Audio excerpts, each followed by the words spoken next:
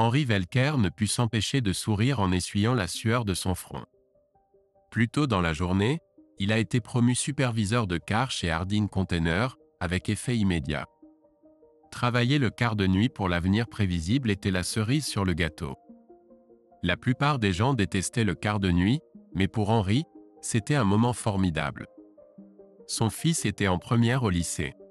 Il participait à plusieurs sports et clubs. En travaillant la nuit, Henri pouvait assister aux cours de son fils sans manquer le travail. Au fil des ans, il a travaillé le quart de nuit plus d'une fois et a mis au point un système de sieste qui lui permettait de tout concilier. C'est pour cette raison qu'il rampait le long des poutres du toit de son grenier par une chaude journée d'août. Après avoir été informé de sa promotion, on lui a accordé un congé payé le jeudi et le vendredi. C'était l'occasion de se reposer et de se préparer à son nouveau poste, qui commence dimanche soir. Henri avait depuis longtemps prévu de construire un petit appartement au-dessus de son garage détaché. Ce serait sa forteresse de solitude, où il pourrait dormir paisiblement toute la journée. Il espérait éviter les perturbations et les distractions habituelles qui surviennent si souvent lorsqu'on essaie de dormir à un moment où la plupart des gens sont déjà debout. Henri posait des câbles pour avoir Internet dans son appartement. Le signal Wi-Fi dans la maison ne parvenait tout simplement pas jusqu'à l'appartement. Il a décidé de placer une rallonge au bout du grenier de sa maison, le plus proche du garage, dans l'espoir qu'elle donnerait un signal fort à l'intérieur de son appartement. Pendant que Henri travaillait à dérouler le câble sur toute la longueur du grenier, il entendit des bruits faibles venant de l'intérieur de sa maison. C'était en début d'après-midi, donc sa femme Brenda devait être au travail. Tim, leur fils, rendait visite aux parents de Brenda pour quelques jours, donc la maison devait être vide. Henri rampa à travers les fermes jusqu'à l'endroit d'où provenaient les bruits. Ayant avancé de 5 mètres, Henri put déterminer la source des bruits. C'était sa chambre à coucher. La conversation devint beaucoup plus claire lorsqu'Henri se percha au-dessus de la vieille bouche d'aération inutilisée dans le plafond de sa chambre. Brenda insistait sur le fait que l'ancienne bouche d'aération soufflait de l'air froid sur elle la nuit, ce qui lui causait des douleurs fréquentes au cou. Il avait installé la nouvelle bouche d'aération le plus loin possible du lit de Brenda, mais n'avait jamais pris le temps de sceller l'ancienne. Cela nécessiterait de sceller le trou dans le plafond qui avait été créé lorsque le conduit de la bouche d'aération avait été retiré. Henri l'a juste laissé sur le plafond sans le fixer à aucune conduite. Il a soigneusement soulevé l'isolation en fibre de verre qui reposait sur le sol du grenier et a lentement ouvert la bouche d'aération. Tout s'est effondré en lui lorsqu'il a vu sa femme avec un homme mince. Aussi douloureuse que soit la vision, Henri ne pouvait pas détourner le regard. Il ne pouvait pas arrêter de regarder le désastre qui était autrefois son mariage. Le couple avait des relations sexuelles depuis plusieurs minutes lorsque le cerveau de Henri a enfin commencé à fonctionner. Il a réglé son téléphone pour enregistrer une vidéo et l'a soigneusement placée sur la bouche d'aération afin que l'objectif de la caméra ait une vue dégagée de son lit conjugal. « J'aime la façon dont tu es », a ronronné l'homme. « Ton mari ne te touche jamais ? Je t'ai demandé de ne pas mentionner Henri », a protesté Brenda, un peu faiblement selon Henri. Ce n'est pas à propos de lui. C'est un bon amant et un bon père. Je suis sûr que c'est le cas. Nous faisons l'amour ici même dans son lit, mais tu insistes pour dire que tu aimes la façon dont il le fait. Qu'est-ce qui ne va pas dans cette situation ? Je ne sais pas pourquoi je t'ai laissé me convaincre de le faire ici. Juste ici ? Tu n'as aucune chance d'être surpris dans ton appartement. Brenda a gémi. Le couple est resté immobile pendant 1 minute avant que Henri ne voie l'homme se retirer de sa femme. « Tu vois à quel point c'est puissant quand tu prends des risques ?» a demandé l'amant de Brenda. « Faire l'amour dans mon appartement est génial la plupart du temps, mais le faire dans ton lit conjugal, c'est autre chose. » Henri a reconnu l'homme, profitant de sa femme, dès qu'il s'est retourné sur le dos. C'était Bill Grant, un chauffeur de la société de livraison de colis où il travaillait avec Brenda. Il venait de divorcer et avait une fille dans la classe de Tim. « Cela semble terrible », a répondu Brenda, mais sans aucune émotion réelle. « Tu voulais faire l'amour dans mon lit parce que l'idée de surpasser Henri t'excite ? Tu agis comme s'il s'agissait d'une compétition. »« C'est une compétition, du moins pour les hommes », a répondu Grant avec un léger rire. Tu es une femme sexy et le sexe est génial, mais savoir que tu es mariée et que je fais l'amour avec toi dans le lit de ton mari fait de moi un gagnant. C'est un sentiment incroyable. Ce ne serait pas si génial si Henri nous surprenait ici. Je ne sais pas pourquoi j'ai accepté cela, mais cela ne se reproduira pas. J'ai peur que Henri nous trouve. Cela ruinerait mon mariage, a admis Brenda. Faisons un pacte, a suggéré Grant. Tant que tu n'as pas de relation sexuelle avec ton mari, je ne vais pas insister pour que nous le fassions dans son lit. Une fois qu'il t'aura de nouveau, nous devrons revenir pour que je puisse retrouver ma place de leader. Je ne vais pas refuser Henri. C'est mon mari, raisonna Brenda. C'est un homme et il veut avoir des relations sexuelles régulièrement. Je vais essayer de dissuader Henri d'avoir des rapports sexuels et de limiter au maximum ses réunions suicidaires dans ma chambre. Je n'aime pas penser à ce qui se passerait si Henri nous surprenait un jour. Henri gare son camion dans un garage détaché. Il était à l'abri des regards indiscrets. Donc, Brenda n'avait aucune idée qu'il était à la maison et elle n'avait certainement aucune idée qu'il écoutait leur conversation. Son visage était couvert de sueur. Elle coulait continuellement de son corps sur l'isolant qui recouvrait le plancher du grenier. Il se força à rester immobile en écoutant le couple amoureux se préparer et partir. Alors que Henri se dirigeait vers l'escalier, il réfléchissait à ce qu'il venait d'apprendre. Sa femme le trompe. Elle avait même prévu de s'abstenir de relations sexuelles avec lui si possible pour apaiser et satisfaire son amant. En y réfléchissant, Henri esquissa un sourire forcé. Brenda n'aura aucun problème à refuser les rapports sexuels avec lui car elle n'en aura plus jamais. Pendant qu'il prenait une douche, il examina sa situation et trouva rapidement plusieurs solutions. Il ne laisserait pas Brenda savoir qu'il était au courant de son infidélité. Tim avait encore 2 ans de lycée, alors Henri décida que son principal objectif serait son fils. Il ne se préoccuperait plus de Brenda. Il se fichait de ce qu'elle voulait ou de ce qu'elle ressentait. Pourquoi devrait-il se soucier d'elle alors qu'elle le traitait évidemment avec un mépris total? Il ne voulait pas quitter la maison qu'il avait passé 15 ans à rénover pour qu'un idiot sournois puisse y vivre confortablement tout en s'amusant avec sa femme. Brenda ne semblait pas vouloir demander le divorce, alors Henri décida d'essayer de tenir bon jusqu'à ce que Tim obtienne son diplôme de fin d'études secondaires. Il savait qu'il aurait besoin d'une chose. Son appartement serait prêt bien plus tôt. Henri décida d'y apporter d'importantes améliorations. Au lieu d'y dormir simplement pendant son travail de nuit, ce serait son logement pour l'année et demie à venir. Il aurait besoin d'une petite cuisine ainsi que d'une salle de bain complète.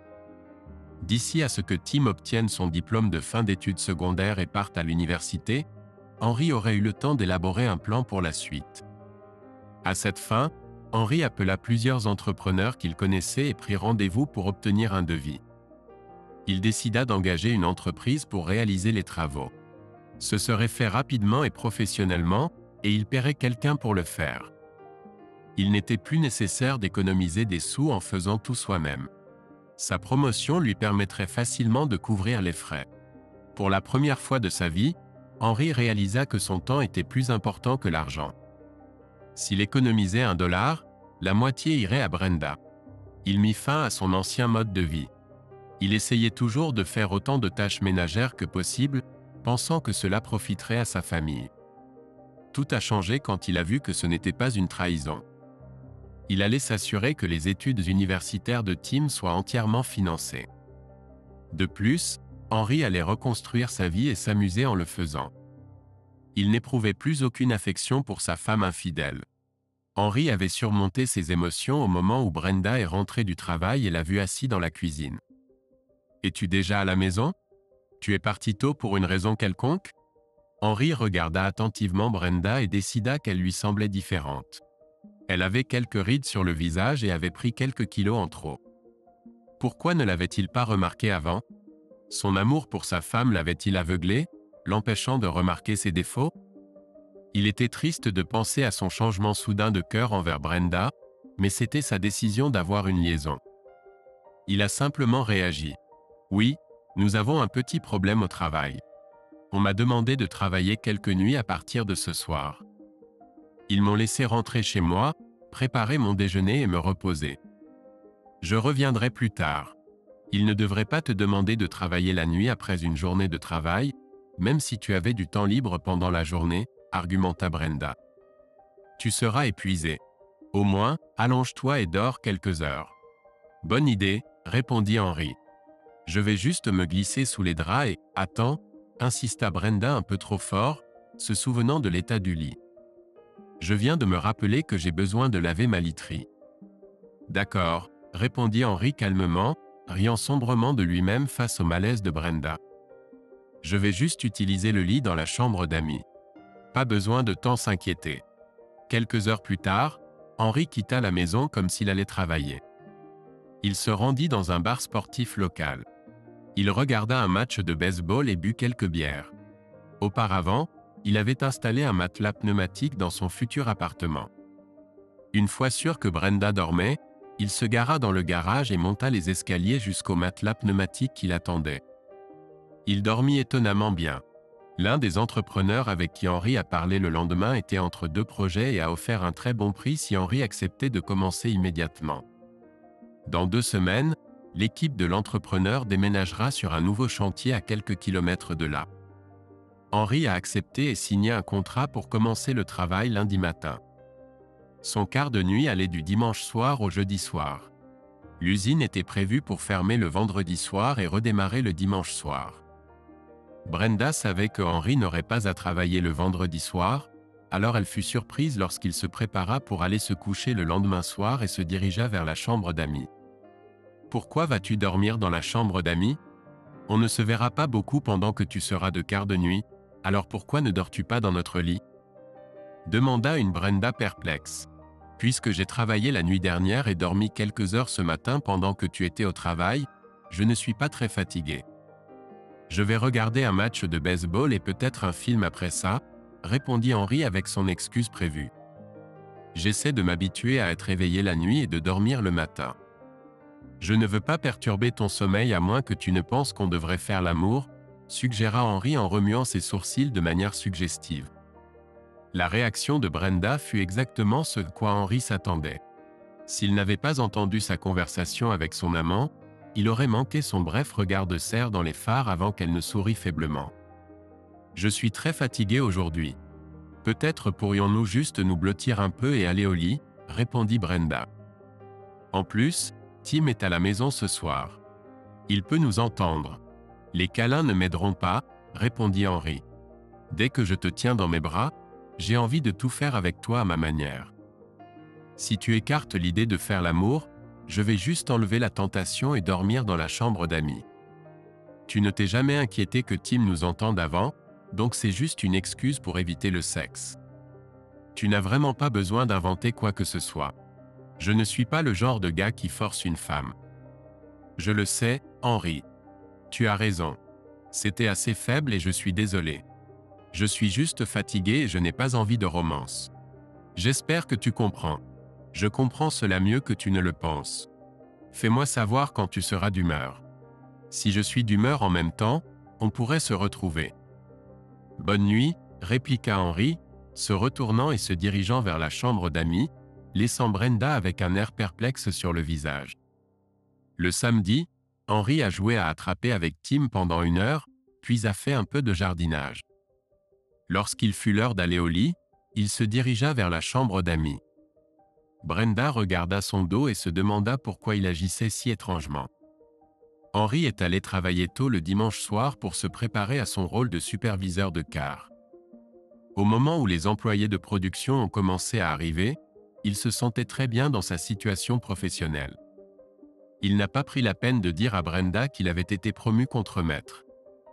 Elle avait des secrets qu'elle lui cachait, alors il n'avait plus aucun scrupule à lui cacher des choses. Son car s'est déroulé sans encombre. Il a été bien accueilli par ceux qui travaillaient sous ses ordres. Il a décidé qu'il avait un super groupe de personnes dans son équipe. Le nouveau poste impliquait plus de responsabilités, mais Henry avait déjà vu tous les problèmes auparavant et savait comment les gérer. Il s'est adapté à son travail avec peu d'ajustements ou de difficultés. Brenda était déjà partie travailler et l'équipe de construction installait tout quand Henry est rentré chez lui lundi matin. Il a brièvement parlé avec le contremaître pour s'assurer qu'ils étaient sur la même longueur d'onde, puis il est rentré à l'intérieur. Il s'est endormi immédiatement mais a été réveillé plusieurs fois par les bruits forts de l'équipe travaillant dans son appartement et une fois par un téléphone qui sonnait. Se maudissant d'avoir oublié d'éteindre la sonnerie de leur téléphone fixe dans la chambre d'amis, Henry a répondu d'une voix endormie, « Allô ?» « Désolé, Henry. Est-ce que je t'ai réveillé ?» demanda sa belle-mère Beverly. « Est-ce pour ça que tu as décroché ?» Henry a répondu avec irritation. « Tu voulais savoir si je dormais ?»« Pas besoin de te vanter, » répondit Beverly. « Je voulais juste te dire que Bill et moi avons entendu que tu es de nuit et nous ne te dérangerons pas. Si tu as besoin de nous pour quelque chose pour Tim pendant que tu dors, fais-le nous savoir. » Henry a raccroché sans répondre.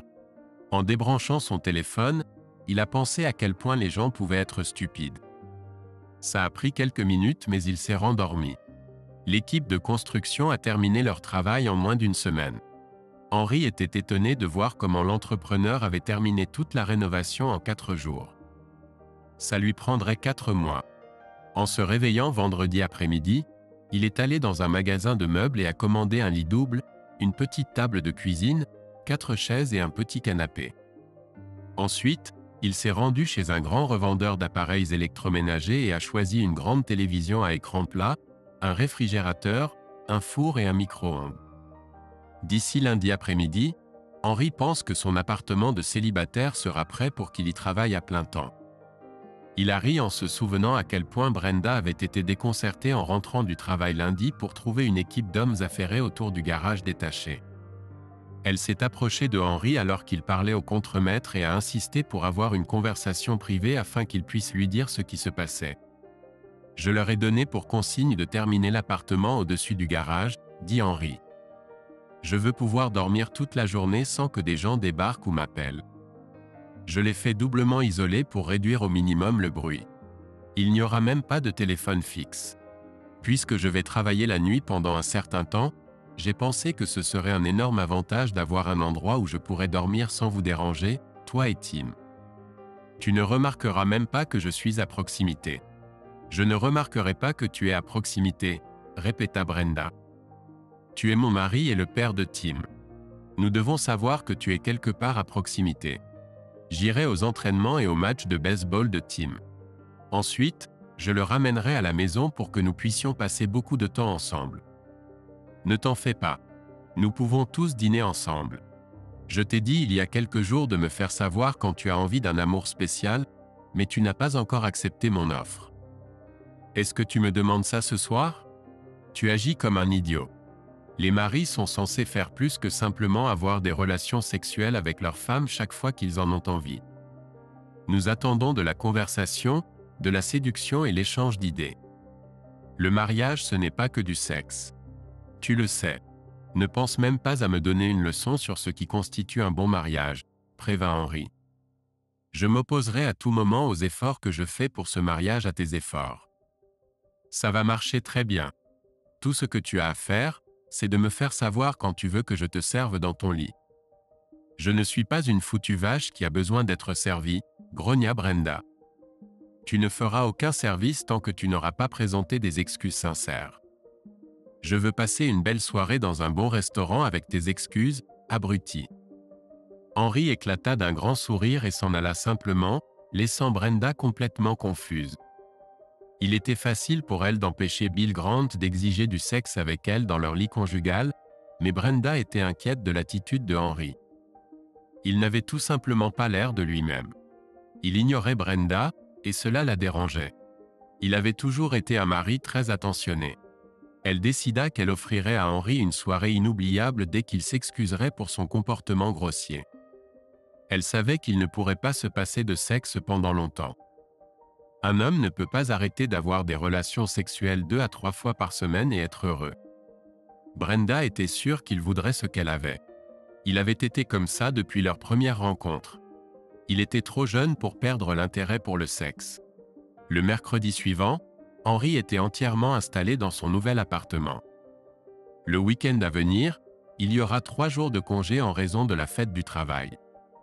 La dernière année de Tim devait commencer le mardi suivant. Comment vous sentiriez-vous tous les deux à propos d'aller au match des Diamondbacks ce week-end? demanda Henry lors du dîner du jeudi. Ils jouent contre les Dodgers et se battent pour le championnat. Cela devrait être un super match. Vraiment? Ce serait incroyable. Merci, papa, s'écria Tim.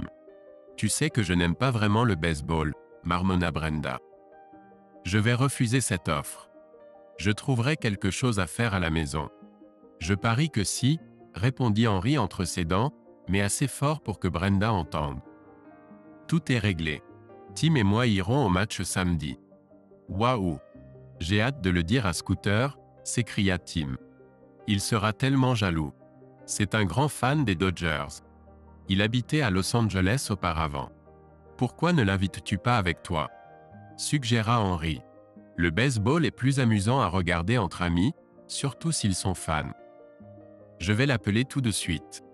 Merci, papa, répondit Tim avec enthousiasme en se précipitant pour prendre son téléphone.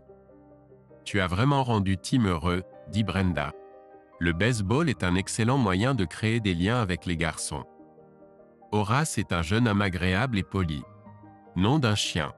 Son vrai nom est Horace? Demanda Henry en secouant la tête. Pas étonnant qu'il ait un surnom. Quels parents nommeraient leur fils Horace à moins de le détester? Tim m'a dit que le père d'Horace est décédé d'une rupture d'anévrisme il y a 2 ans, continua Brenda, ignorant ostensiblement le commentaire de son mari sur le prénom du garçon. Elle et sa mère ont déménagé ici cet été pour être plus proches de ses parents. Ils sont âgés et en mauvaise santé. Je vais juste l'appeler Scooter et faire semblant de ne jamais avoir entendu son vrai nom, déclara Henry, juste au moment où Tim revenait précipitamment dans la pièce. La mère de Scooter a dit qu'il pouvait venir, déclara un Tim presque frivole. Ce sera génial. Le samedi après-midi, Tim gara son camion dans l'allée d'un joli ranch dans un beau quartier. Avant même qu'il ne s'arrête, Scooter était déjà en train de sortir en courant de la maison. Il sauta à côté de Tim dès que le pick-up fut garé en toute sécurité. « Monsieur Velker, maman dit qu'elle veut vous rencontrer avant que nous partions. Je pense qu'elle veut s'assurer que vous n'êtes pas un tueur en série, » suggéra Scooter. « Désolé pour ça. Pas de problème, » répondit Henry, sortant du camion, se dirigeant vers la maison et sonnant à la porte. La porte fut ouverte par une femme mince et plutôt ordinaire d'environ l'âge de Henry. D'un rapide coup d'œil, Henry détermina que ses jambes étaient son meilleur atout. Elles étaient musclées et parfaitement galbées. Son short de jogging lui donnait l'occasion de les admirer. Son ventre était plat, tandis que ses seins soulevaient à peine son haut de son torse. « Mes jambes ont l'air plutôt bien comparées au reste de mon corps, tu ne trouves pas ?» demanda la mère de Scooter, au grand désarroi de Henry. Moi, oui, Henry a accepté, dès qu'il a vu le sourire sur le visage de la femme. Vous avez une paire de jambes magnifiques. Pensez-vous que je devrais laisser mon fils aller à un match de baseball avec un homme qui fixe chaque femme qu'il voit? A défié la mère du garçon. J'essaie d'élever un gentleman. Henry vit le rire dans les yeux de la femme et sut instinctivement qu'elle jouait avec lui. Il décida de jouer le jeu avec elle. Ce que vous demandez vraiment, c'est si vous devriez laisser votre fils aller n'importe où avec un homme, puisque regarder les femmes est la meilleure partie d'être un homme, répondit Henry avec un sourire. Il doit apprendre à apprécier le sexe opposé. Je vais lui montrer sur quoi porter attention et comment le faire. J'espère bien sûr que vous serez moins remarquable pendant ces leçons de vie que vous donnerez à Horace. S'opposa la femme toujours souriante. La première chose que je lui apprendrai, c'est à battre quiconque l'appelle Horace, sauf sa maman, bien sûr, plaisanta Henry. Compris. Mon fils apprendra à être cruel envers ceux qui l'appellent par son nom et aussi à apprécier les jambes des femmes. Est-ce que cela explique suffisamment bien les choses? Pas du tout, répondit Henry. Je vais lui enseigner l'art subtil d'évaluer secrètement les fesses et les seins. Il est important qu'il reçoive une éducation complète et ne devienne pas complètement obsédé par une seule partie de bijoux féminins. C'est un grand soulagement, répondit la mère de Scooter, gagnant ainsi encore plus de respect de la part de Henry. Amusez-vous bien et assurez-vous que Scooter appelle si vous allez être en retard. Au fait, je m'appelle Gertrude. Sérieusement, Gertrude? Comment t'appellent tes amis? Demanda Henry. Oh, pour mes amis masculins, je réponds Mink, Raven, Candy ou Bubbles. Mes amis m'appellent Gertrude, répondit la femme avec un visage calme. Je trouve que ça sonne tentant. Je m'appelle Henri. Nous allons être amis, donc je t'appellerai Mink. J'aime bien ce nom. Pourquoi ne suis-je pas surpris? Répondit Gertrude avant d'éclater d'un rire franc. Horace peut venir avec vous à tout moment. J'aime ton sens de l'humour. Tim est un jeune homme très poli, donc j'étais assez sûr que ses parents seraient d'accord. Merci de l'avoir invité au match. Nous sommes une famille de baseball. J'allais à autant de matchs à domicile des Dodgers que je le pouvais. Mon père a même joué dans les ligues mineures avant ma naissance. Il était plutôt bon, juste pas assez pour être professionnel, ajouta Gertrude. Scooter est un super gars, donc ça ne pose pas de problème. Je vais veiller sur lui et m'assurer qu'il rentre chez lui sain et sauf, Mink. Passe une bonne journée. Est-ce que cela s'appliquera toujours? Je plaisantais juste, protesta Gertrude. Tu seras toujours un chic type pour moi, répliqua rapidement Henri en se retournant et en retournant vers le camion. Henri a passé une excellente journée à jouer. Scooter a réussi à attraper un ballon au hasard. Les deux garçons ont mangé trop de hot dog et ont bu trop de soda. Ils se sont endormis à l'arrière du camion avant même que Henri puisse sortir du parking. Arrivé chez Scooter, Henri a soigneusement réveillé le garçon et a conduit le jeune homme endormi jusqu'à la porte d'entrée où il a été accueilli par une Gertrude rayonnante. Il a probablement mangé trop de hot dog et de soda, a admis Henri. Bien sûr qu'il en a mangé. Il était au match de baseball, a répondu Gertrude. Merci beaucoup de l'avoir ramassé et ramené sain et sauf. J'étais très contente. Scooter est un chic type, Mink, a rétorqué Henri. On se voit au match des garçons.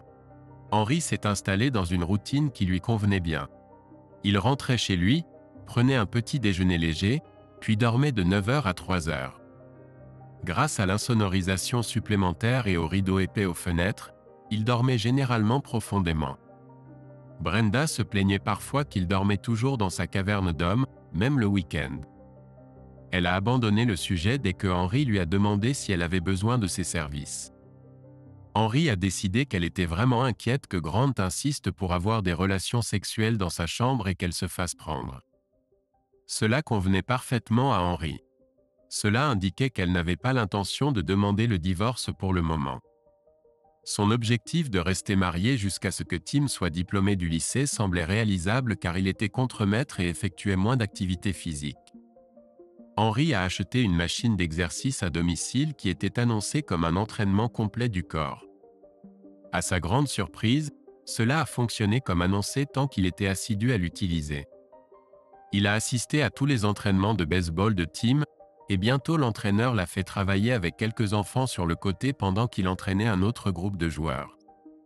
Tim était un assez bon joueur et montrait des signes d'amélioration. Mais Scooter a été une vraie surprise pour Henri. Il a montré un certain talent tôt dans la saison mais était incertain et timide. Henri a travaillé avec lui autant qu'il a pu. Ils ont même passé plusieurs heures les week-ends à s'entraîner dans un parc local.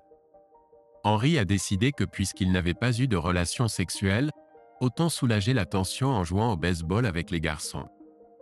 À mesure que la confiance de Scooter grandissait, son niveau de jeu augmentait de façon spectaculaire. À mi-saison, Scooter frappait des balles et jouait arrêt court à un niveau élevé. Tim était le joueur de champ central titulaire et frappait en 3e position. Henri était extrêmement fier des réalisations des deux garçons. Une chose que Henri ne pouvait s'empêcher de remarquer était l'attention que certaines des mères des enfants commençaient à lui porter. Pour une raison quelconque, ses blagues les faisaient vraiment rire. Ses efforts avec les enfants étaient constamment loués. Plusieurs mères apportaient quelque chose pour l'équipe, mais elles s'assuraient toujours qu'il en ait une part, peu importe ce que c'était. L'amitié de Tim avec Scooter, ainsi que le temps passé par Henri avec les garçons, ont naturellement conduit Gertrude et Henri à passer du temps ensemble. Henri la considérait comme une amie intelligente, avec un grand sens de l'humour. Il décida de demander à Gertrude si elle avait remarqué l'intérêt accru que les mères lui portaient. « Je suis peut-être un peu fou, Minix, mais je dois te poser une question un peu personnelle, » commença Henri.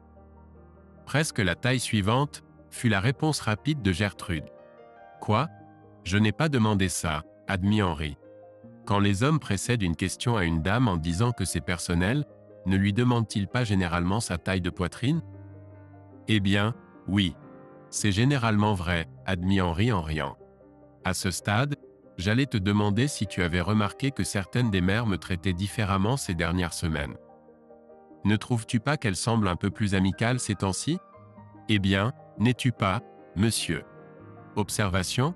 Répliqua Gertrude. Tu ne sais pas vraiment ce qui se passe, n'est-ce pas?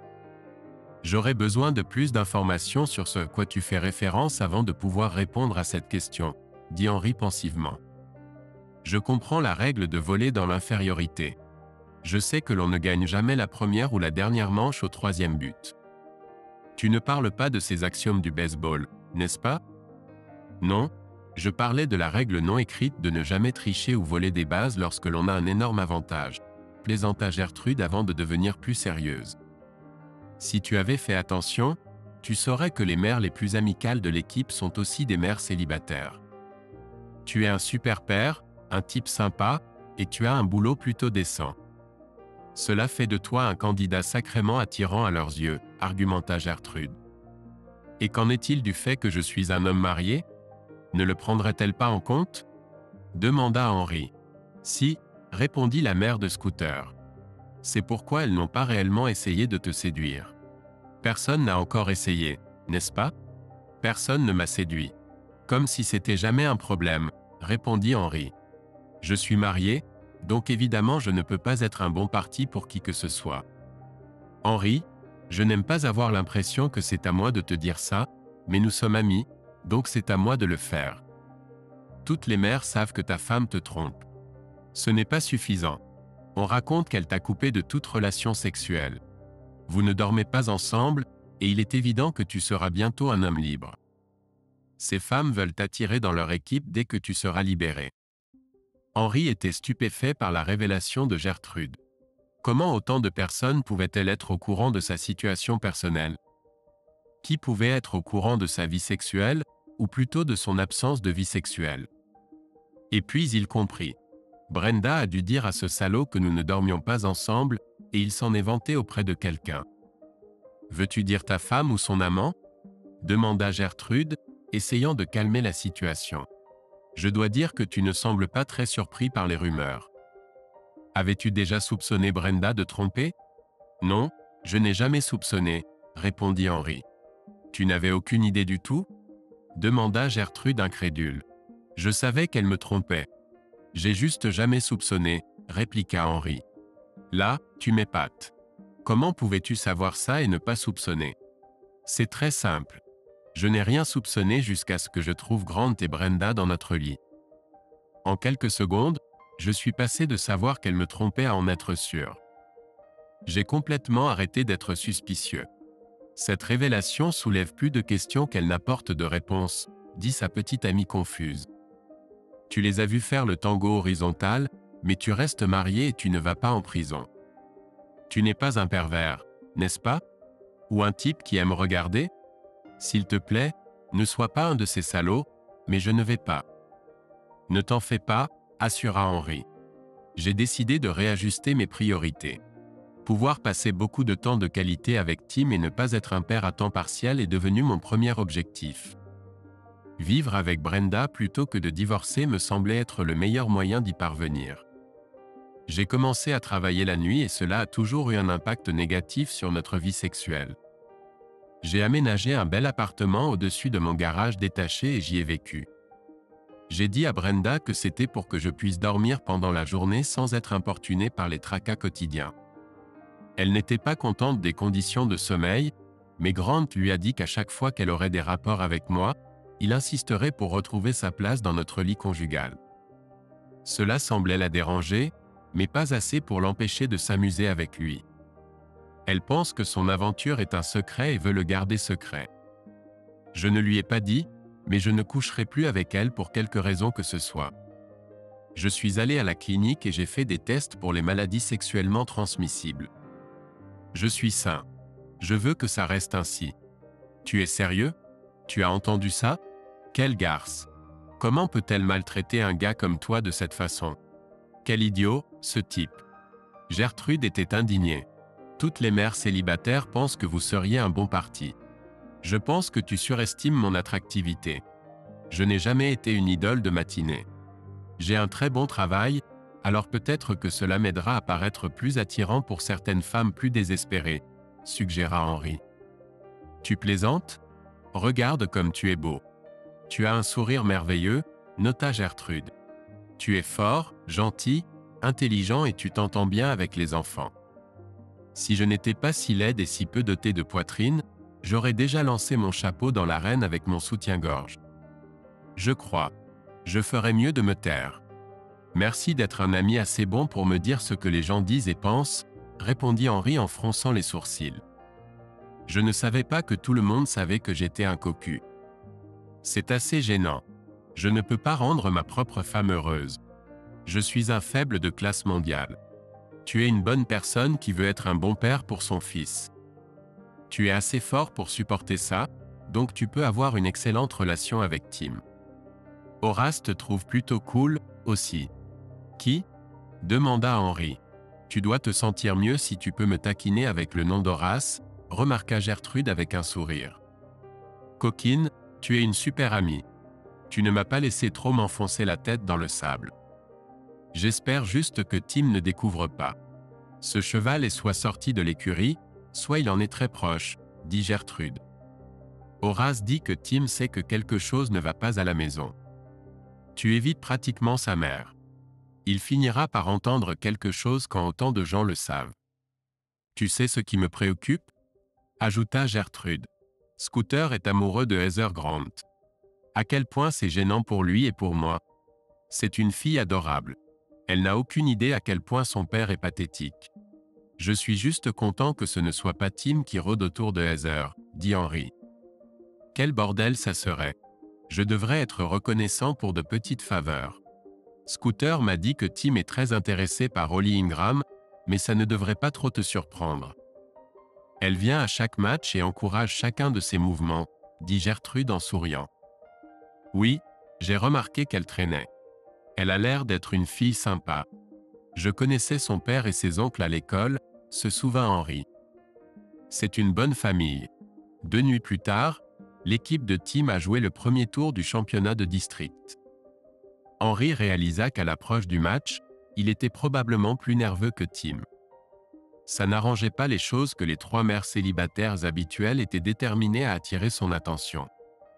Norma Wilson portait un haut qui exposait une grande partie de sa poitrine généreuse. Elle trouvait constamment des raisons de se pencher vers Henri pour ramasser quelque chose ou chercher quelque chose. Henri devait admettre que son décolleté était impressionnant. Brandy Dorn gardait sa poitrine couverte, mais dans un pull très serré. Sa taille fine et son ventre plat mettaient en valeur le charme de sa poitrine pleine et ferme. Elle posait constamment des questions à Henri sur l'équipe et les joueurs. Gillian Patterson était moins subtile. Pour une raison quelconque, elle devait se tenir suffisamment près de Henri pour presser sa poitrine impressionnante contre son bras ou son côté. Gertrude sourit en connaissance de cause, lui tendant un soda et un hot-dog avant de retourner à sa place du côté du premier but du terrain. Henri remarqua que les 3 dames avaient trouvé une raison de quitter son cercle en même temps. Cela lui semblait étrange jusqu'à ce qu'il entende une voix familière derrière lui. Je pensais rejoindre mon mari cet après-midi pour regarder mon fils jouer. Je ne pensais pas devoir me frayer un chemin à travers autant de fans pour arriver jusqu'à lui, dit Brenda, plus fort que nécessaire. Que se passe-t-il, Henri? Le match n'a pas encore été appelé, mais Tim avait l'air plutôt bon à l'entraînement au bâton, répondit Henri, essayant d'esquiver la question. Belle tentative, Brenda répliqua. Pourquoi ces femmes t'entourent-elles comme des mouches sur de la merde? C'est bien que tu ne sois pas allergique au silicone. Si tu me demandes d'expliquer comment fonctionne l'esprit féminin, alors tu es malchanceuse. Je n'en ai aucune idée, admit Henri. Je suis même surpris que tu sois ici. Mon fils participe à un match important. Je suis là pour le soutenir. Évidemment, il y a d'autres mères ici. Évidemment, certaines d'entre elles ne sont pas seulement là pour leurs enfants. Tu étais trop occupé pour venir au match, nota Henri. Comment as-tu réussi à esquiver tes obligations aujourd'hui? Brenda jeta un coup d'œil à son mari lorsqu'il mentionna ses obligations. Elle se demanda un instant s'il insinuait quelque chose. Dès que cette pensée lui vint à l'esprit, elle l'écarta immédiatement. S'il avait des soupçons, il serait beaucoup plus en colère et beaucoup plus confrontant. La seule chose qu'elle savait à propos de Henry, c'est qu'il ne tolérerait jamais sa trahison. S'il avait su, il le lui aurait fait savoir de la manière la plus évidente. J'ai pris le temps. Ce match est important pour Tim, ce qui le rend important pour moi. Je ne t'ai pas beaucoup vu depuis que tu es parti pour le quart de nuit, alors j'ai pensé que ce serait sympa de passer du temps ensemble à encourager Tim, raisonna Brenda. Alors que Brenda et Henry s'installaient dans les gradins, elle remarqua que plusieurs autres mères l'observaient, et elle n'avait pas l'air très amicale. Brenda y réfléchit. Qu'est-ce qu'elle aurait pu faire pour mettre en colère les autres mères? C'était le premier match auquel elle assistait. Elle n'avait eu aucun autre type d'interaction avec aucune d'entre elles, donc elle ne pouvait pas penser à une raison pour laquelle elle ne l'aimerait pas. Puis Brenda remarqua Gertrude assise sur le côté. Comme d'habitude, elle ne faisait pas grand-chose pour se faire remarquer, bien que Brenda remarqua que ses cheveux étaient coiffés professionnellement et que ses jambes avaient l'air bien dans un short qui était peut-être un peu court, surtout compte tenu des températures fraîches en journée. Le match commença, et l'attention de Henry fut attirée par le terrain de jeu. Les deux premiers batteurs furent éliminés avant même que Tim n'entre dans la boîte du batteur. Brenda s'inquiéta pour son fils en voyant à quelle vitesse le premier lancer était et à quel point il était proche de sa tête. Le deuxième lancer était bas et loin de Tim, mais il frappa solidement la balle et courut jusqu'à la première base pour un double debout. Le prochain batteur était Scooter. Brenda remarqua qu'il semblait plus âgé, plus fort et plus confiant que l'été dernier. Le premier lancer frôla la tête du receveur. S'il ne s'était pas penché en arrière, elle aurait pu le toucher. Brenda entendit Henry rire doucement alors que Scooter se préparait pour le prochain lancer. « Essayer d'intimider ces deux garçons est une grosse erreur », dit Henry à ceux qui étaient à portée de voix. « J'espère juste que le lanceur essaie de glisser une balle rapide à Scooter. » Le reste de la foule acquiesça alors que le lanceur commençait son lancer.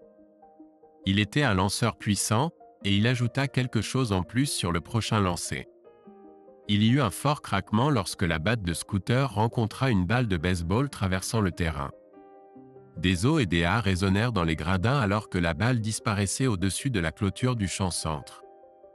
Tim courut à travers le marbre et attendit que son ami touche la plaque avant d'échanger des high-fives. Gertrude rayonnait de fierté en regardant son fils faire le tour des bases. Elle regarda Henry, pour voir de petites larmes sur ses joues. Il avait passé d'innombrables heures à s'entraîner sur le terrain et à frapper la balle avec Tim et son fils. Son plaisir et sa fierté étaient presque tangibles. Gertrude était extrêmement reconnaissante envers Henry pour le mentorat qu'il avait offert à son fils depuis leur arrivée. Horace a grandi pour devenir un beau jeune homme, et Henry a joué un rôle énorme dans le développement de son caractère.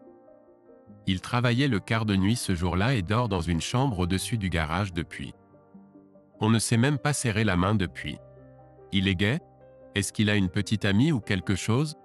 Il n'est certainement pas gai, a insisté Brenda. Il est très courageux. Il ne me tromperait jamais. Il travaille juste la nuit et est fatigué la plupart du temps. Il ne se montre que pour le dîner, sauf le week-end où il travaille dans la cour et tout ça. Aucun homme normal marié à une femme comme toi ne la quitterait volontairement, même s'il travaillait 18 heures par jour, a dit Grant. Il doit me tromper. Cela devrait faciliter la communication pour nous. Il obtient ce qui lui revient, et moi je récupère ce qui était à lui. C'est ce que tu penses faire? A exigé Bill. Oh non, c'est juste un phénomène temporaire. Il était trop occupé avec le travail et le match de baseball de Tim pour me prêter beaucoup d'attention. Je mérite de m'amuser. Je travaille dur pour gérer la maison et cuisiner, et je travaille aussi à plein temps, a argumenté Brenda. Nous savons que cela ne durera pas longtemps. Bill sourit en considérant les paroles de Brenda. Je suppose que tu as raison. Nous allons juste profiter du sexe tant que ça dure. Donne-moi le jour où je pourrai te dominer dans ton lit. Ça m'excite toujours. Quand Brenda se souvint des paroles de Bill, elle s'inquiéta en regardant les deux filles rôder autour. Henri s'éloigna lentement. Il était évident qu'il y avait des femmes sacrément attirantes avec de gros seins et des corps toniques qui étaient intéressées. Elle réalisa qu'elle devait protéger son mariage des efforts de ces salopes. Puis elle remarqua Gertrude assise seule sur le côté. Brenda élabora rapidement un plan. Elle sourit largement et s'assit à côté de la surprise Gertrude.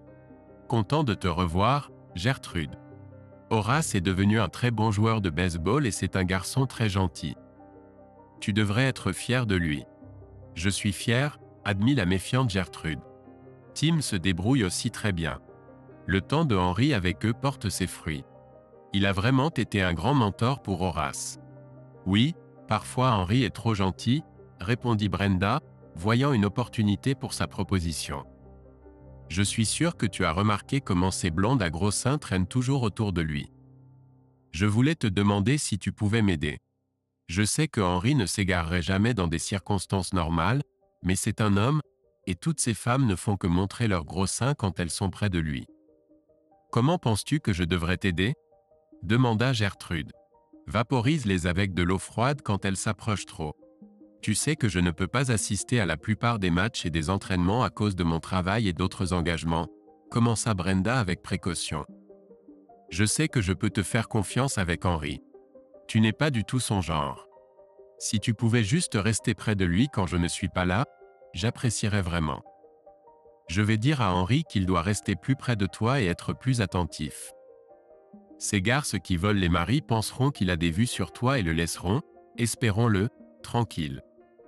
Je sais que ça peut te sembler gênant de faire semblant comme ça, mais il y a une bonne raison à cela.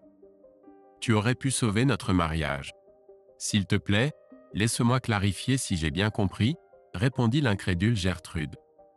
Tu crains que ces mères célibataires attirantes et sexy séduisent Henri, donc tu me demandes de prendre un peu ta place quand il est au match et aux entraînements. Crois-tu que je suis une mère célibataire réussie parce que je n'ai pas de gros seins et que je suis plutôt quelconque? Je n'ai pas dit que tu étais triste. Je connais juste Henri. Pour une raison quelconque, il est moins susceptible de tomber amoureux de toi que d'une ex-cheerleader plantureuse. Tu l'aiderais à respecter ses vœux. Penses-tu que l'infidélité de ton conjoint est rédhibitoire? Demanda Gertrude pensivement.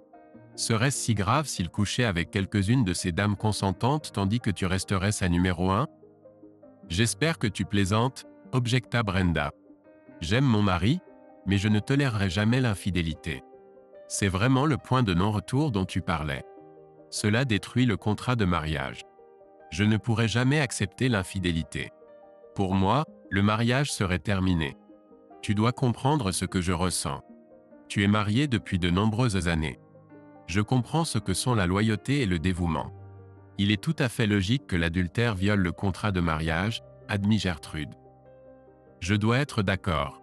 Je dois aller voir Henri. Puis-je compter sur toi pour le surveiller de près quand je ne suis pas là? Demanda Brenda. Oh oui, répondit Gertrude avec un sourire. Assure-toi d'expliquer tout cela à Henri. Je ferai ma part du marché. Qui de mieux pour garder un homme fidèle qu'une femme plate, quelconque et ennuyeuse? Je ne le formulerai pas tout à fait comme ça, mais tu as bien couvert le sujet. Merci encore, répondit Brenda en s'éloignant pour rejoindre son mari.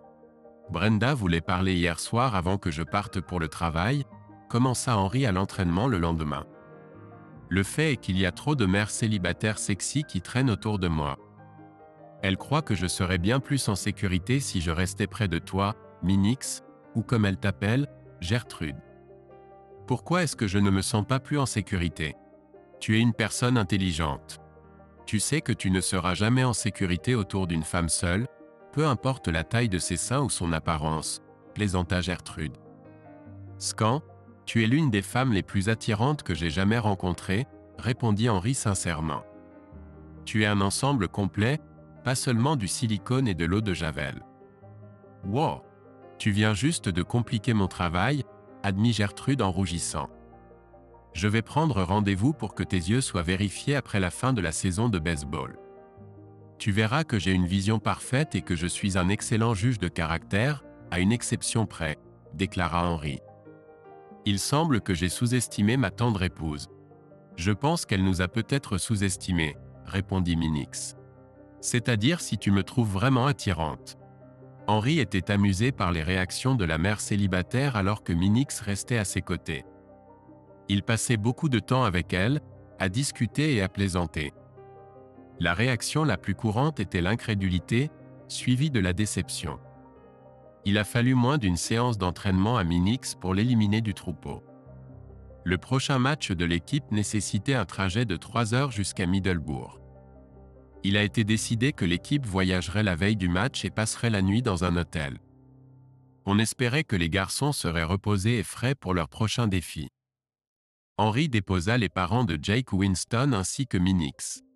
La discussion en chemin portait sur les chances de l'équipe de remporter le match de district et éventuellement le titre de l'État. Ils arrivèrent à l'hôtel juste derrière le bus de l'équipe. Henri aida Ralph Winston à sortir ses bagages du coffre. Certains parents, dont les Winston, se sont portés volontaires pour accompagner les garçons et séjourner dans le même hôtel.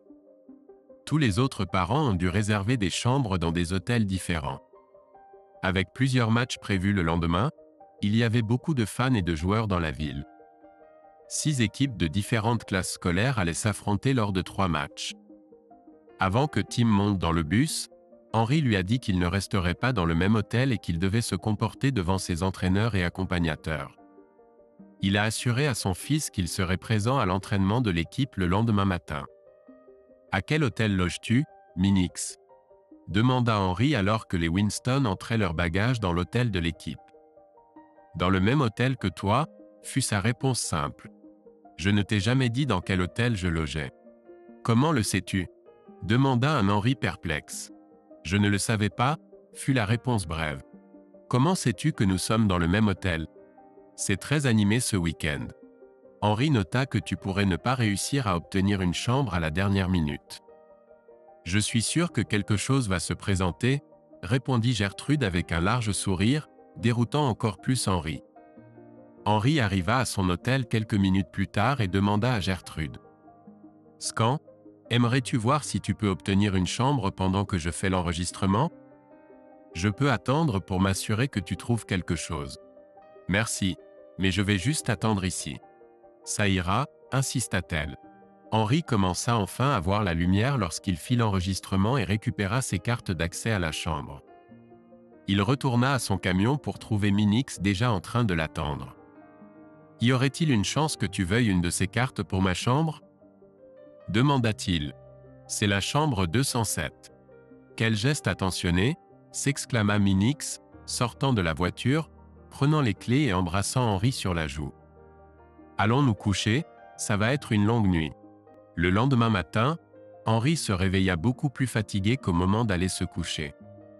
Au début, il eut du mal mentalement avec la réalité de rompre ses vœux de mariage, mais Minix l'aida à y faire face. Regardons cela de manière logique.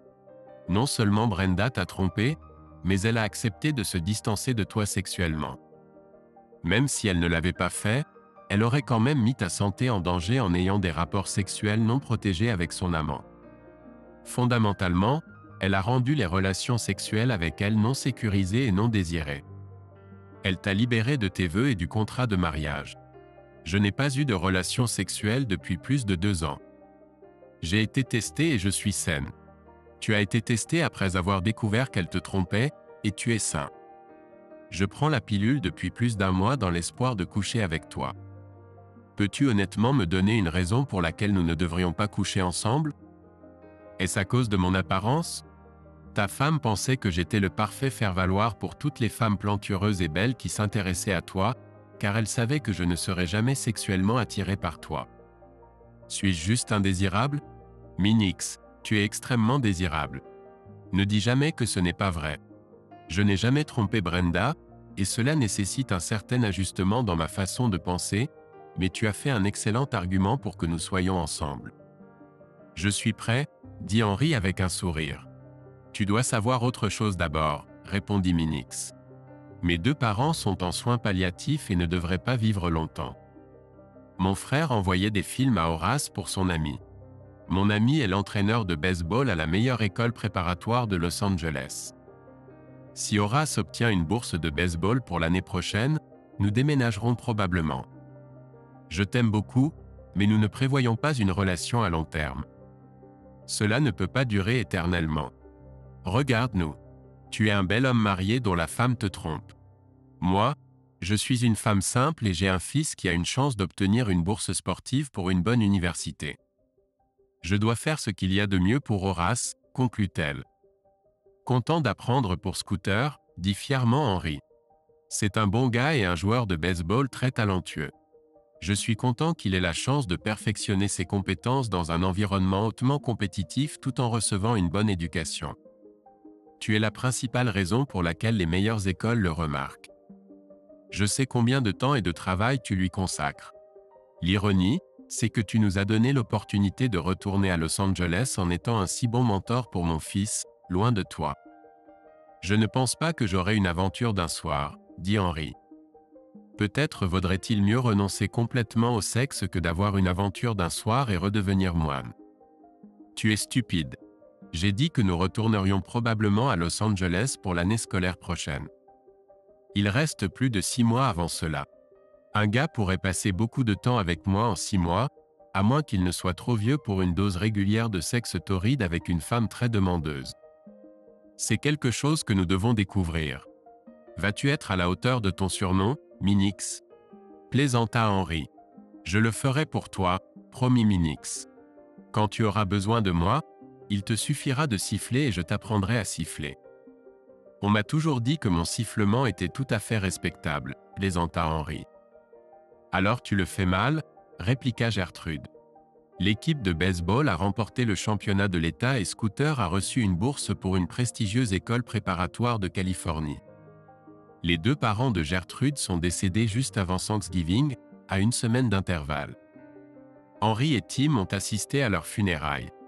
Henry a rencontré le frère de Gertrude et l'a immédiatement apprécié. Henry, voici mon frère Dexter, présenta Gertrude.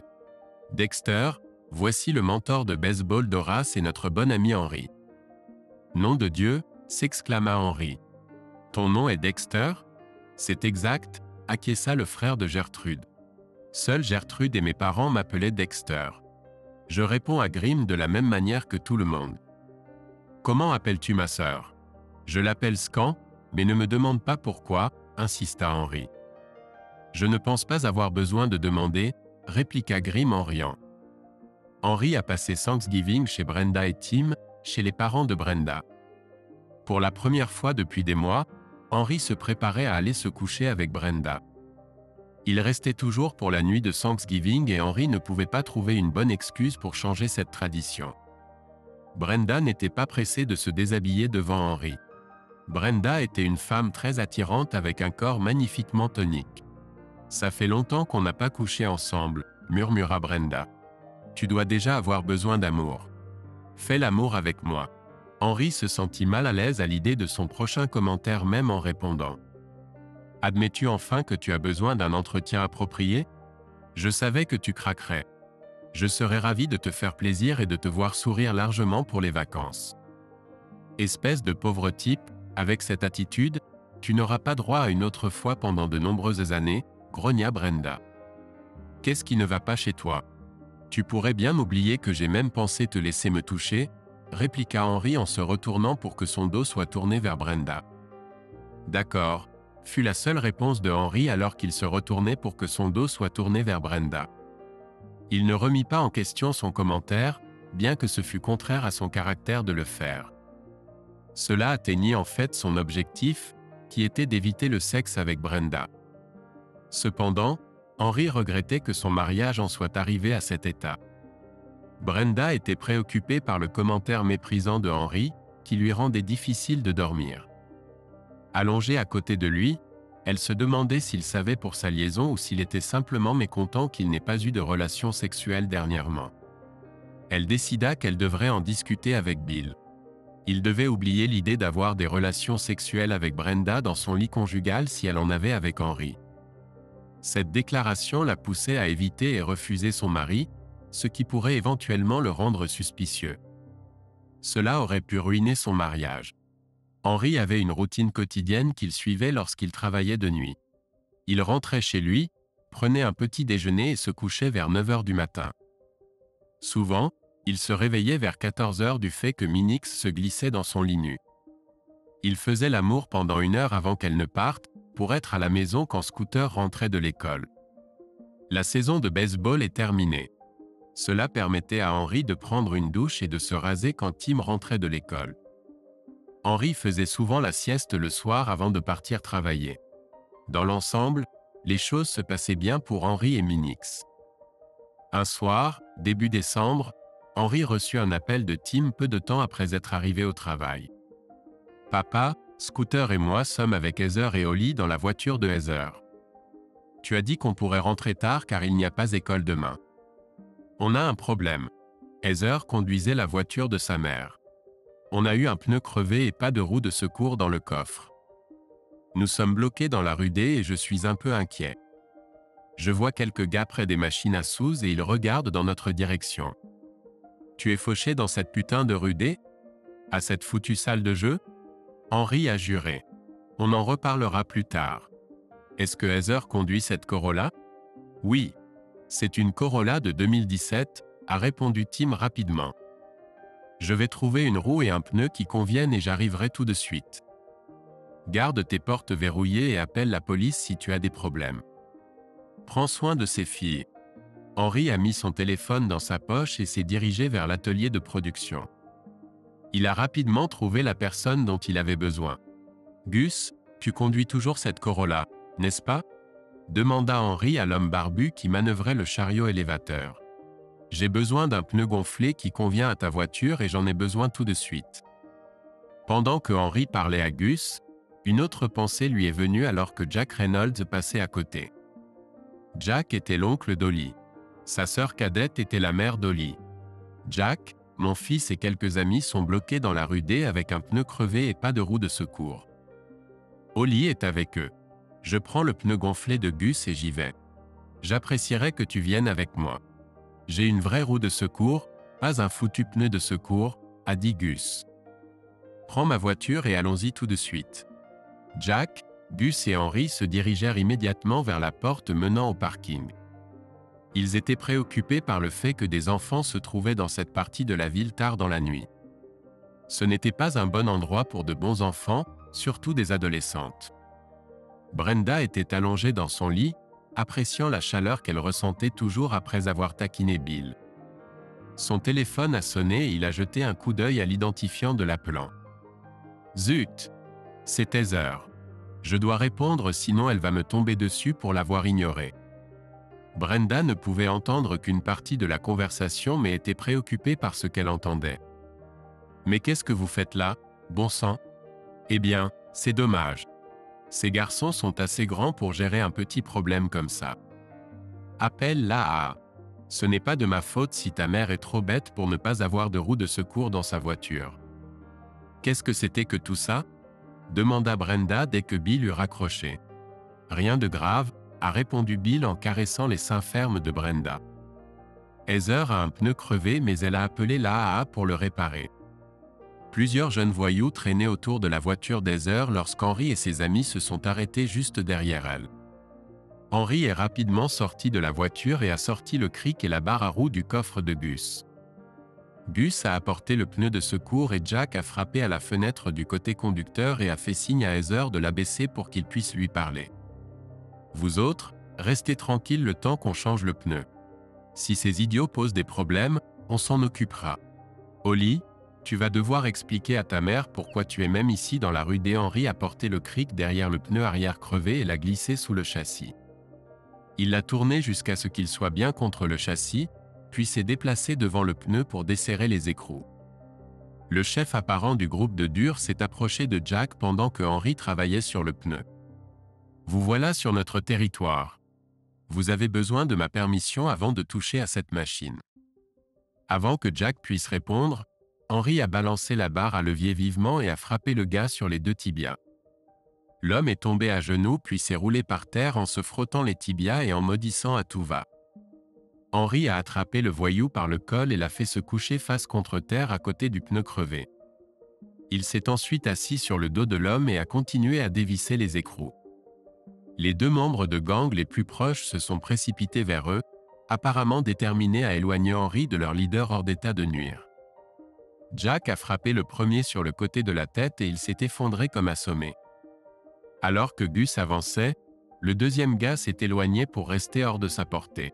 « Soulève un peu la voiture et je vais enlever ce pneu », a dit Henry à Jack d'une voix calme. Jack a continué à soulever la voiture de plus en plus haut tandis que la bande de voyous leur lançait des insultes et des malédictions. De temps en temps, le gars sous Henry essayait de se dégager, mais Henry attrapait l'homme par les cheveux gras, lui relevait la tête de quelques centimètres et la repoussait fermement contre le bitume. Il n'a fallu que 2 leçons avant que l'homme à terre décide de rester immobile. Henry a dévissé les écrous et enlevé le couvercle plat. Il a accepté le pneu en état de marche de Gus et l'a mis en place. Une fois tous les boulons serrés, Jack a abaissé la voiture. Les 3 hommes semblaient totalement indifférents aux voyous qui les narguaient pendant qu'ils travaillaient. Henry a serré les écrous et s'est relevé. Il a accidentellement donné un coup de pied dans les parties au leader alors qu'il s'apprêtait à enjamber. « Vous êtes des abrutis à nous parler comme ça ?»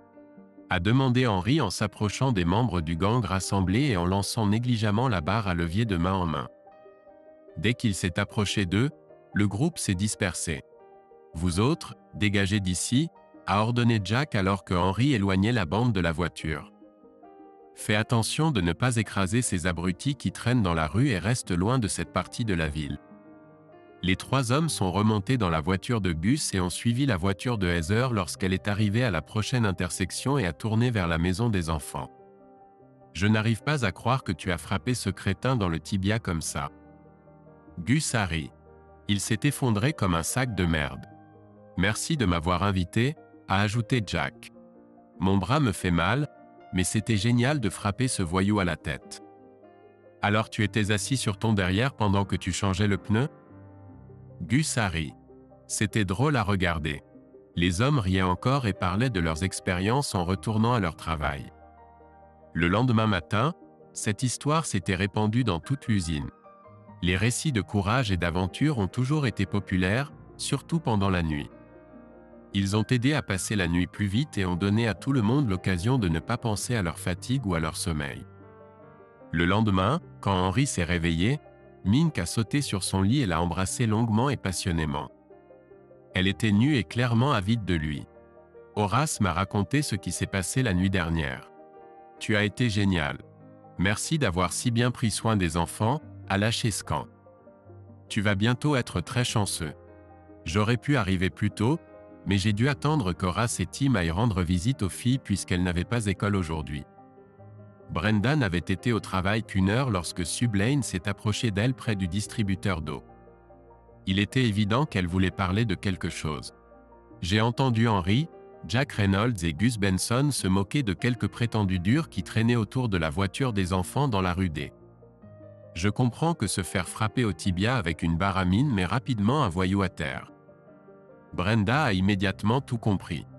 La nuit dernière, Heather avait appelé son père à l'aide, mais il l'avait éconduite. Apparemment, son problème était plus grave que ce que Bill admettait. Sue a utilisé le mot « enfant », donc cela signifiait probablement qu'Holly était impliqué avec Horace et son fils Tim. « Je suis curieuse de savoir ce que tu as entendu », a répondu Brenda. « J'aimerais voir si les rumeurs se rapprochent de la vérité. » Quand Sue a fini de lui raconter ce que le bouche à oreille répandait, Brenda était furieuse contre Bill Grant, bien qu'elle ait caché ce fait à Sue. Sa fille s'était tournée vers lui pour obtenir de l'aide dans une situation qui aurait pu tourner au désastre, et Bill avait simplement ignoré ses préoccupations. Henry, avec Gus et l'oncle d'Holly Jack, ont réagi comme des hommes devraient le faire. Ils ont protégé les enfants et les ont aidés à sortir d'une situation difficile. Bill a ignoré la détresse de sa fille au profit de relations sexuelles avec Brenda. La réalisation qu'elle a eu des relations sexuelles avec un homme qui a refusé d'aider sa propre fille et certains de ses amis, y compris Tim, l'a profondément blessée. À quel point est-elle tombée bas? Henry était 10 fois mieux que Bill. La triste chose était que Brenda le savait dès le début. Pourquoi s'est-elle même impliquée avec ce connard égoïste et prétentieux? Tôt ce matin-là, Brenda a trouvé Bill seul dans la salle de pause, en train de prendre une collation pendant que son camion de livraison était en cours d'entretien. Elle n'a pas perdu de temps pour se jeter sur lui.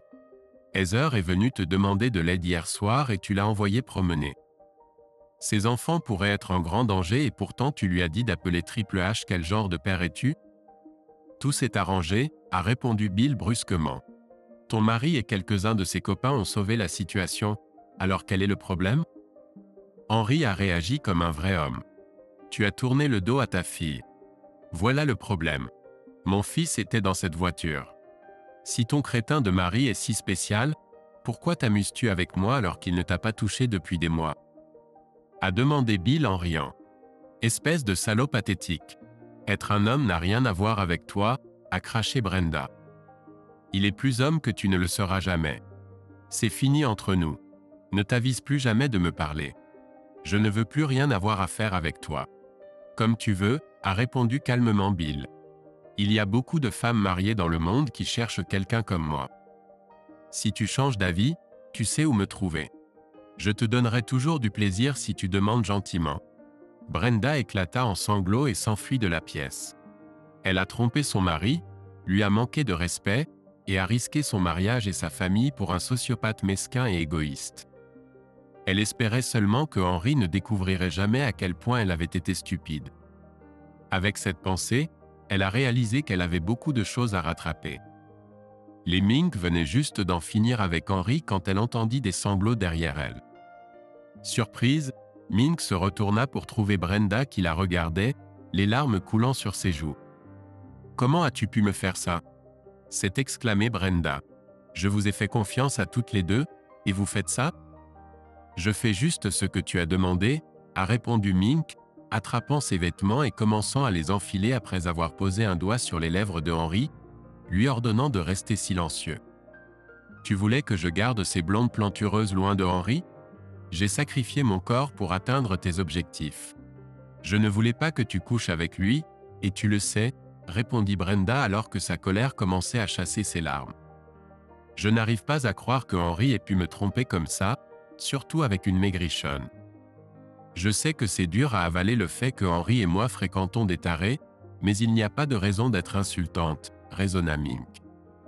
Ton pauvre mari était prêt à exploser. Je l'aide juste à soulager la pression qu'il a mise sur moi. Bill Grant ne voulait pas que tu aies des relations sexuelles avec ton mari, alors Henry a dû se tourner vers quelqu'un d'autre. Heureusement, j'étais au bon endroit au bon moment. Tu peux me remercier de t'avoir aidé à éteindre complètement Henry et à rendre Bill heureux. Au fait, où est Bill? Est-il dans ton lit? Tu sais pour Bill? S'exclama Brenda. Eh bien, oui, répondit Mink. Je pense que la plupart du monde libre sait pour Bill. Tu couches avec lui depuis des mois maintenant. Il t'a promis qu'il aurait des relations sexuelles avec toi dans ton lit conjugal à chaque fois que tu couchais avec Henry, alors tu as arrêté d'avoir des relations sexuelles avec ton propre mari. Heureusement, Bill a pu combler le vide. Le jeu de mots est intentionnel. Si Henry le savait, pourquoi n'a-t-il rien dit? Pourquoi a-t-il laissé Bill et moi être ensemble si longtemps? Demanda Brenda, les larmes coulant sur ses joues. Tu es une fille intelligente. Que feraient la plupart des hommes s'ils découvraient que leur femme les trompe? Ils seraient très en colère et me crieraient dessus. Ensuite, ils m'auraient probablement divorcé, ajouta Brenda, alors que la réalité de la situation devenait plus claire. Ça ressemble à ça. Que se passe-t-il ensuite? Est-ce que Henry et Tim peuvent rester ici pendant que tu emménages avec Bill? Demanda Mink calmement. Je ne déménagerai pas de ma maison. Tim ne me dérangerait pas non plus. Si Henry voulait divorcer, il devrait partir. Il paierait une pension alimentaire et une pension pour enfants. Tim resterait avec moi, conclut Brenda. Exactement ce à quoi Henry s'attendait, approuva Mink. Disons que rester proche de Tim et être le meilleur père possible était son premier objectif. Comment pourrait-il atteindre cet objectif? Parce qu'il ne me divorcera pas, répondit Brenda doucement. Il est resté ici pour Tim, pas pour moi. Il a découvert pour Bill et moi et m'a essentiellement divorcé, juste pas légalement. Nous vivons comme un couple divorcé depuis des mois maintenant, n'est-ce pas? J'étais juste trop stupide pour m'en rendre compte.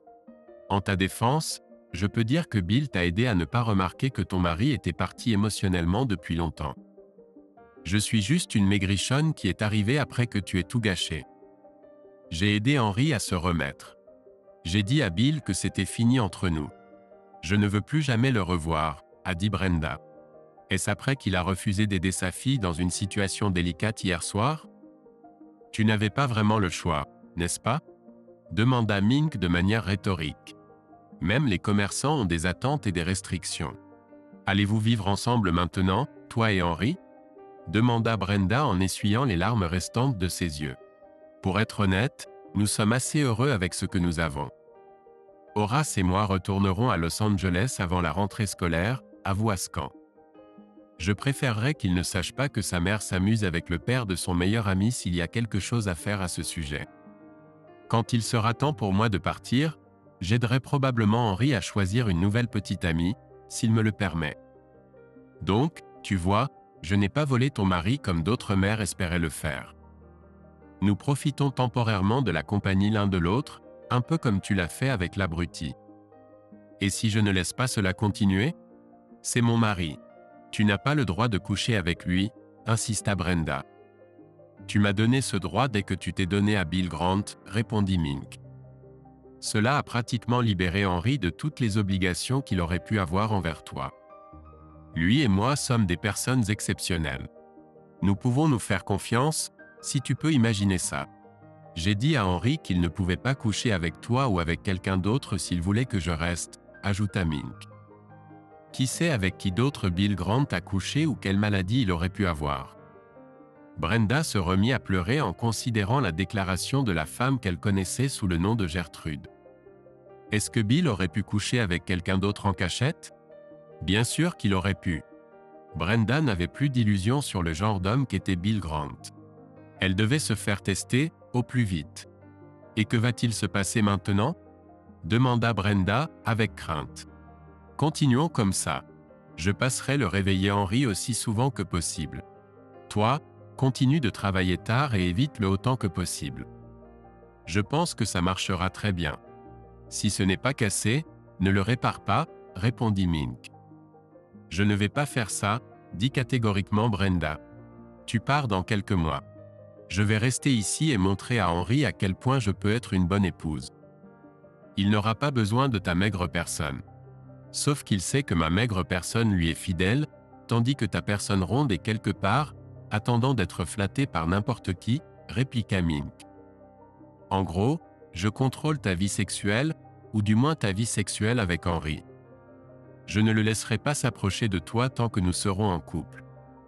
Je ne veux pas prendre de risques pour tomber malade, et lui non plus, en réalité. Une chose que j'ai apprise, un peu trop tard, c'est que les relations sont bien plus que le sexe, a dit Brenda avec une fausse bravade. En fait, le sexe sans amour ni engagement est en réalité assez humiliant. Je ferai ce que doit faire joyeusement une épouse pour son mari, pendant que toi tu coucheras juste avec lui. Réfléchis-y. D'accord, a répondu Mink. J'y ai réfléchi. Faisons-le. Tu cuisineras de super lasagnes et du pain de viande pour le gars, tu garderas les toilettes propres et tu laveras ses vêtements. Moi, je m'occuperai de l'amuser au lit aussi souvent que possible. Voyons qui sera le plus heureux. Henry, je dois te dire à quel point je suis honteuse et à quel point je suis désolée de t'avoir manqué de respect. Peux-tu me pardonner un jour? A plaidé Brenda. Comment pourrait-il te faire à nouveau confiance? A demandé Mink. Il pourrait te pardonner un jour, mais comment diable vas-tu regagner sa confiance? C'est toujours l'obstacle auquel font face les traîtres. Je te suggère d'essayer de profiter des prochains mois tant que tu es encore la femme de Henry, du moins en apparence. Réalise ce que tu as sacrifié pour un sexe médiocre et apprends-en. Henry ne veut pas détruire sa famille tant que Tim est à l'école. Cela te donne environ 9 mois après mon départ pour tout faire pour le récupérer. Quand Tim aura son diplôme, Henry te mettra probablement à la porte, prédit Scan. Henry, pourquoi la laisses-tu parler pour toi? A demandé Brenda. Je ne suis pas juste sa maîtresse. Je suis sa meilleure amie, a répondu Mink. Pendant que tu murmurais des douceurs à l'oreille de Bill, Henry et moi avions notre propre conversation au lit. J'ai promis de gérer cette situation particulière si et quand elle se présente enfin. Il a promis de me remercier dès que je l'aurai fait.